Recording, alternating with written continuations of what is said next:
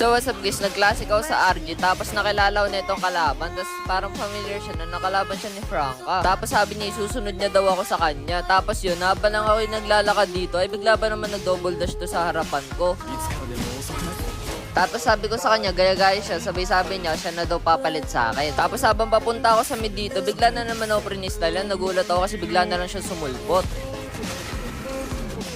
Sabi ko sa kanya dito, tipigan siya. Tapos sabi ko ulit, ganito mag-double dash plus 3 recall pa. Tapos ito yung masamunod na nangyari.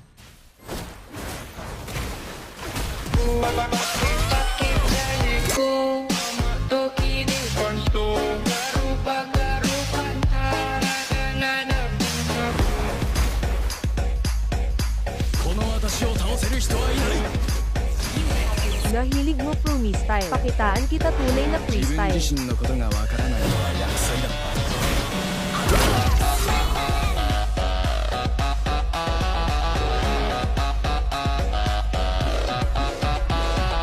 Tapos habang nabili ako ng item dito, na double dash na naman ako. Tapos sabi ko ulit, guys, siya sabi nagulat ako dito sa ginawa niya, grabe.